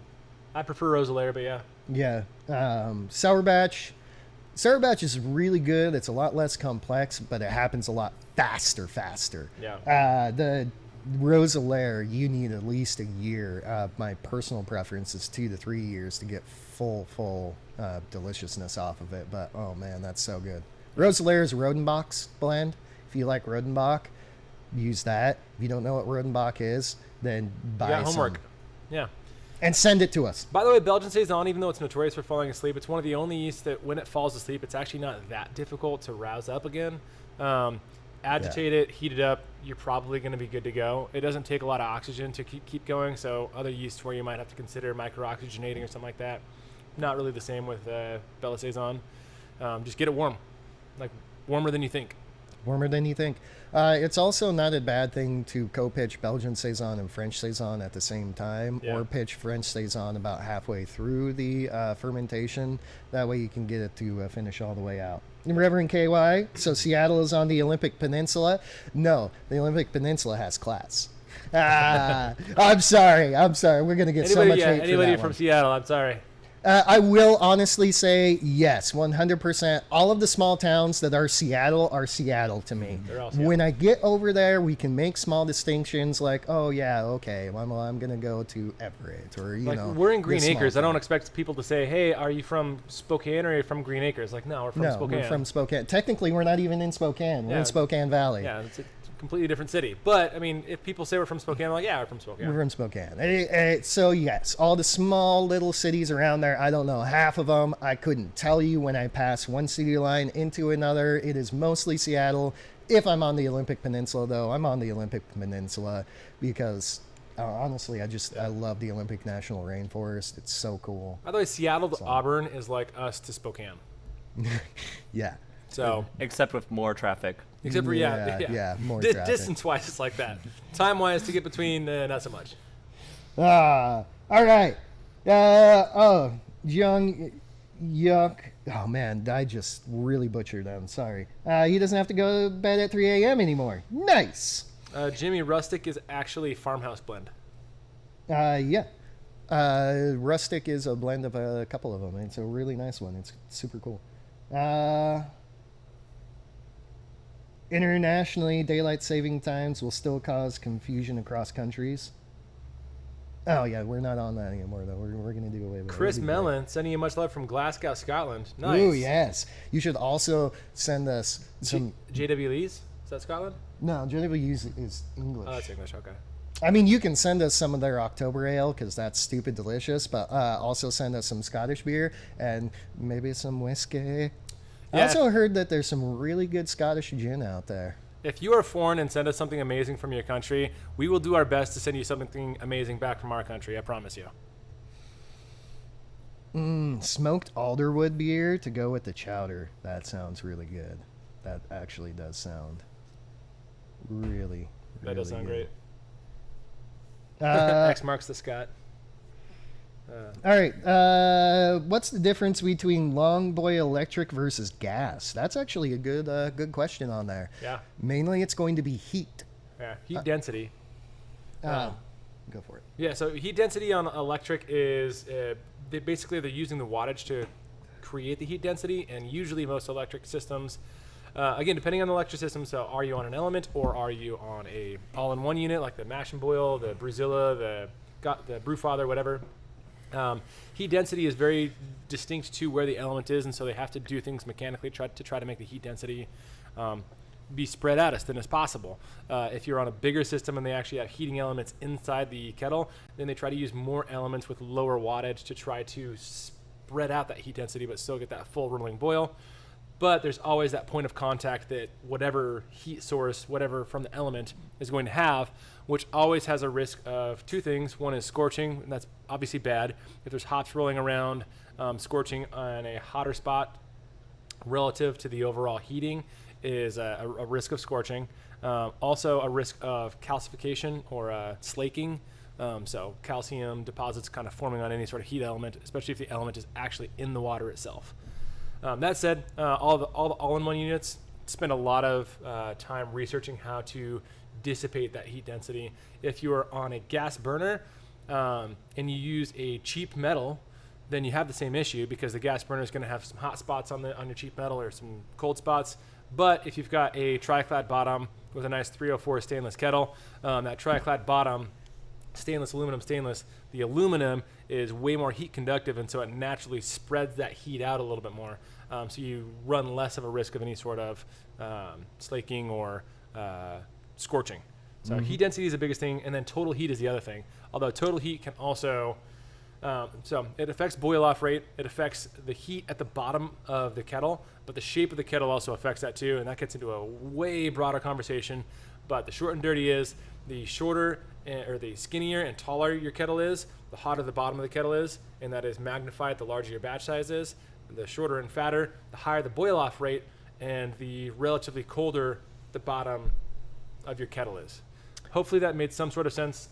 I don't know a more distinct or a more succinct way to say it. There's a butt ton of differences on it. I think maybe one of the best ways to say it on there. Most electric systems spend a lot of time researching how to have even, consistent heat over everything, but there's always a point of contact heat on the element. Where direct fire systems, as long as you have a good pot and a good burner with that, spreads the heat out much more evenly, but can be a very much more intense heat to that. Then the shape of your kettle and a lot of other stuff will super affect things. Hopefully that helps. Pick one, get used to it, and you will make great beer if you perfect your process. Yeah. That's going to be the base to it. There are advantages to both sides, and it really is one of those that you pick what you prefer onto it. In terms of production of Maillard and any sort of direct heat source, like the more the heat, the more that reaction is going to happen, caramelization, things like that. No good kettle is going to have a huge advantage over another kettle, because if you start to get too hot, you're just going to start risking scorching. So yeah, you shouldn't have any heat source that directly impacts that Maillard by any significant amount. Yeah. All right, Reverend KY, how about more nutrients halfway through? I believe this is in question to the stalled saison. I wouldn't add nutrients halfway through unless you didn't add nutrients before, you see it slowing down and you need to kick it back up. One of the reasons for that is your nutrient dosage rate is going to change because you've already fermented some of it out. If you add in the normal amount of nutrients that you should for a full batch, your yeast is not going to use it all, and you're going to have some leftover flavor from the nutrients, and that ain't going to be good. So if you're adding it halfway through, I would definitely scale down the amount of nutrients that you're using in that and use very specific nutrients, something like an energizer, as well as another minimal amount of an overall nutrient for it. But an energizer plus the nutrients right at the beginning, especially for sleepy yeast like Belle Saison or Belgian Saison, is going to be great to add into the beginning to keep it nice up and going. Yeah, the only reason that an energizer, and not a nutrient, an energizer would be used in the middle of fermentation is if the stall is specifically related to fatty acids being in the brew, which can inhibit fermentation. Energizer will also serve to absorb those fatty acids, the sterols, and kick up fermentation. But that's relatively rare, actually. Even though it used to be more of a thing, it's just not anymore. So with our nice modified malts, if you're using nutrients, use them at the beginning to ensure that you use them properly and use them all, and don't leave part of it over in the fermentation so you can taste it and that it's not tasty. Tentacle did use rustic. Rustic does have Belgian Saison in it. I'm not sure what the other strains are. I don't know what it is. It wouldn't, for me, it wouldn't necessarily be uncommon for rustic to fall asleep. It's a little more uncommon than straight Belgian Saison, but it could fall asleep. Should be easy to rouse back up if you need to. If you're fermenting at less than 70, it makes sense that it fell asleep. But again, your plan of chucking it into a barrel and letting some bugs work on it is great. That Saison yeast will still keep working on it. It'll work great conjunction with all of the other bugs going into it. My guess is that the lactose is going to get killed off almost immediately because you probably put hops in there. And in Sour Batch Kids, it has a pretty low tolerance. And the next time you make a Saison, even if you're using a beast of a yeast like French Saison, which will just eat everything regardless of condition, always kind of err on the side of fermenting warm, like 75. Yeah. Lots of nutrients, big starter, ferment warm, get that thing ripping hot and fast. And then as soon as you rack off of that first Saison, throw another batch of wort right on top of that. Let that Saison yeast keep growing and building, and it'll just create fun flavors. Yeah. I was talking to a brewery that did these in big horizontal cylindrical tanks, like lagering tanks, but that's how they fermented for some reason. But they said when they get consecutive batches going and those yeasts really get ripping, they get up to like 100, 105, and their beer tastes great. Yeah. Saison is meant to get up pretty high. I mean, you do want to control it. You don't want to produce fusels that are off flavors.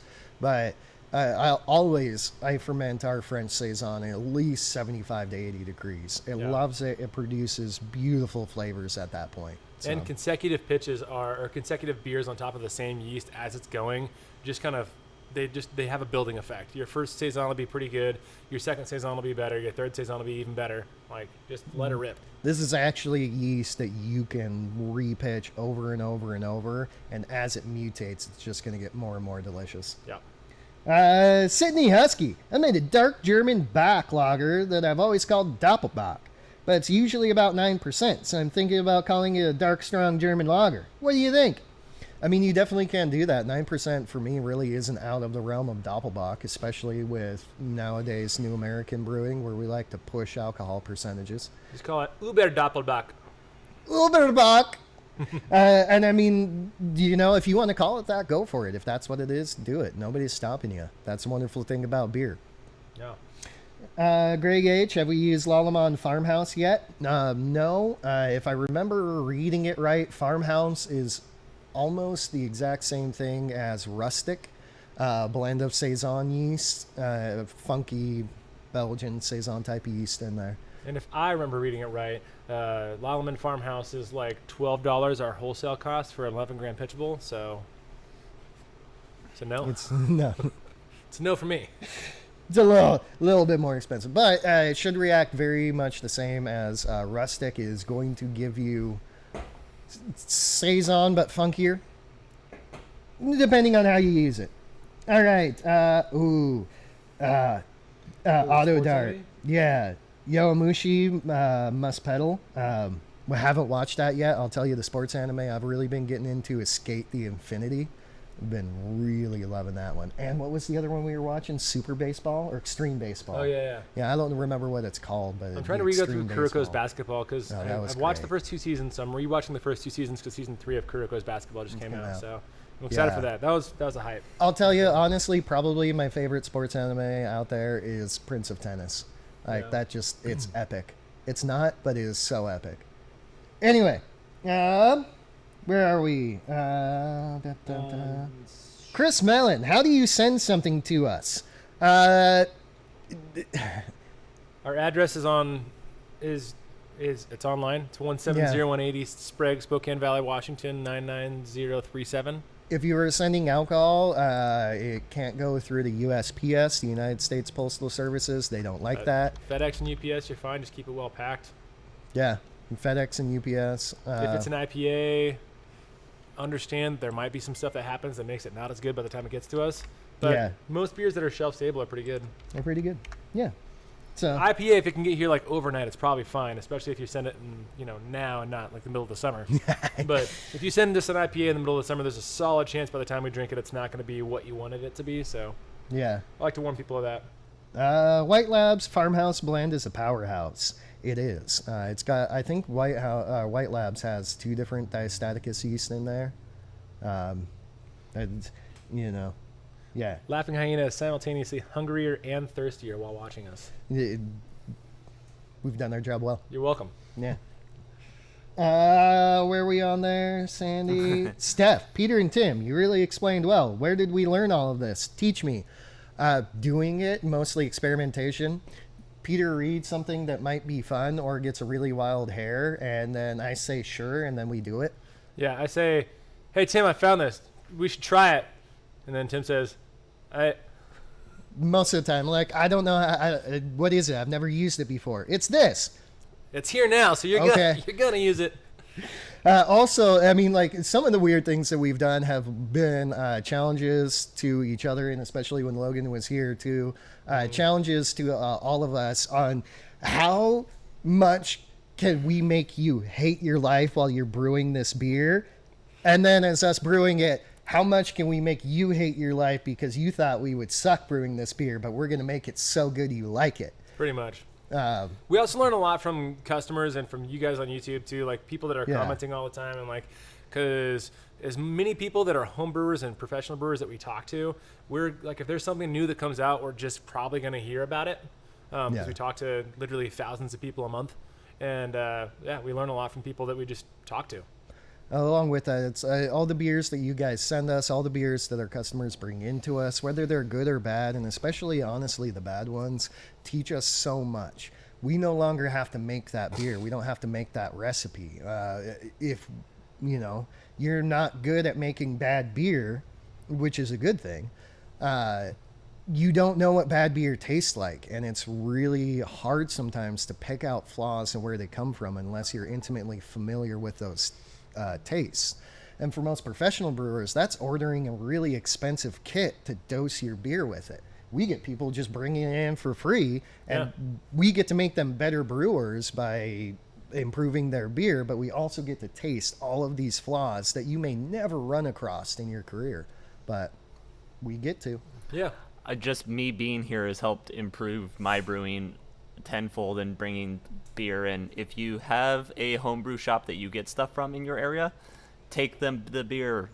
Yeah. Talk to them. It's gonna help them and it's gonna help you. And or if you have a home or a professional brewer that you're friends with and stuff, like that is the best advice I can give as a home brewer, is just have the more people that can taste your beer that aren't going to suffer from free beer syndrome, the better. Yeah. Network with people and just give them beer. Yeah. Talking about the fatty acids that can inhibit fermentation, Reverend KY writes, what about fatty acids? All my beers got dunk. I mean, it definitely inhibits a little bit of fermentation because all the yeast got to stop and stare for a minute. Yeah. Definitely gets a rise out of me, though. Yeah, it does. What was the famous line? Well, I'm not dead, but I've got a boner. Anyway, Pamela Hakala. How is a farmhouse IPA classified by the BJCP? It's American Wild Ale? well, IPA in that one. Probably not American Wild Ale. More than likely, it's either getting classified as a white IPA or it's getting classified as a Belgian IPA. And more than likely, it's probably being classified as a Belgian IPA. Reverend Kowai, more serious question. What is the difference between a cream ale, blonde ale, and Kolsch? Good question. A lot of it, so half of it's the adjuncts, half of it's the yeast. And half of it's the way that you ferment it. Yeah. Both the cream ale and the Kolsch should be hybrid beers. They should be fermented and stored cold, even though they're used. No, wait. I just. They can be simultaneously made as either a lager fermented warm or a ale fermented cold, but the lagering phase is the same on both of them. So they're all lagered. It should be lagered on that. The blonde generally is just straight up ale. It doesn't normally see any lagering time. If you do hit that lagering time, it does nice, crispy, clean it up. Traditional ingredients for that, like Peter was mentioning, they're very similar, but should be different. You should taste a distinct difference between all of these beers when they're lined up. If you're tasting them separately, you probably should still taste the distinct difference between Kolsch and the cream ale and a blonde. A cream and a blonde might flow a little bit more towards each other, though. Yeah. Blonde has a little bit more leeway for fruitiness and some hop character.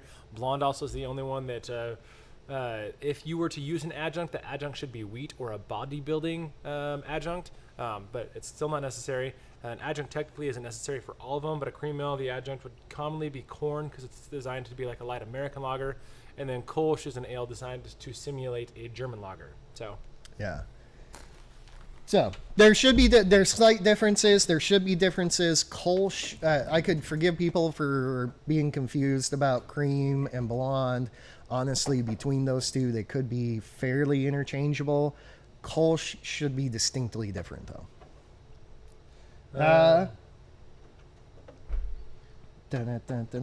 Reverend KY, what kind of do I watch anime in? Actually, none, because that would be Liquid Crystal. Yeah. So Liquid Crystal. Liquid Crystal. That's the best way to watch anime. Do you think yeast companies should package for an intended batch size in general instead of having to use 2 packets of dry lager yeast? Why don't they just make larger packs? It makes it like way to park in the absolute. Okay, he's just getting something out of the back. I'm not going to make fun of him. So we might have customers coming in, so this might be cut short. Haiku is the best. Continue, and then we'll see what happens. Yeah. Maybe he wants to be on the live stream. I don't know. Yeah. So basically, why they don't do it is because then they're going to have 30 different packaging sizes for one type of yeast, and that is a whole lot of extra money for the company, which means that extra money is then passed on to you in payment. Where instead, they can just have their whole place wired to just spit out all these nice small sizes really fast and really quick, which will really cut down on the cost for you in particular.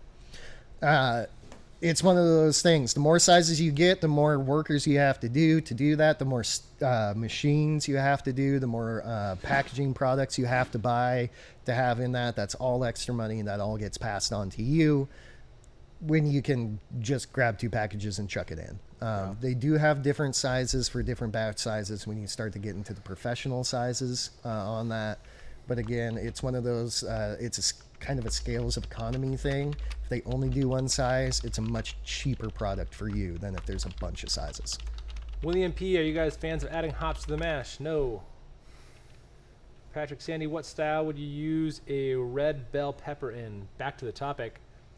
Sticking on topic. Yeah. Red bell pepper is slightly sweet, slightly fruity. The sweetness is going to go away, so you're going to get just kind of vegetable. I would say maybe like a wheat beer with something bright.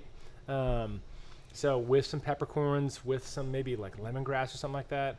A wheat beer with some push to it, some spices. Yay.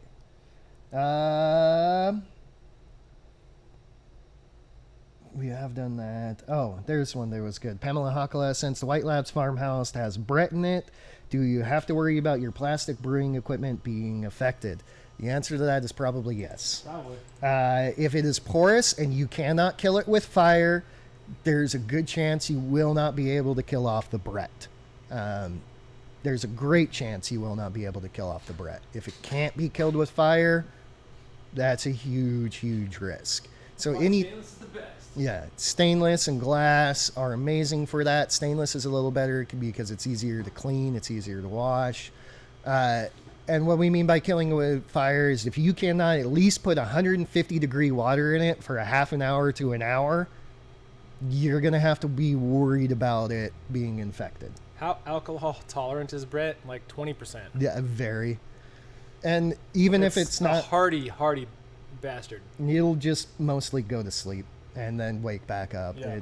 Brett rarely gets killed. All right, guys, we got people coming in. Exactly open right now. Yeah. Last bingo card you guys getting? Yeah. So we're going to serve up some beers and some really good glassware. And thanks for watching. Of your bingo card on Instagram, and then we will post it over to our Instagram. Yeah. Ooh, Brett is sake. That would be super, super delicious. Yes. Yes, do that. Send us some. Thank you for watching, guys. We got to let somebody in right now. We will see you next Sunday, where we're going to have a very special guest, Rachel, who's going to be talking about her kombucha. So think of kombucha questions. Yeah, think of your kombucha questions. Also, if you live in the area and you want to taste the absolute best kombucha on the planet, come get some. Thumbs up, please. Yeah, all that. All the likes.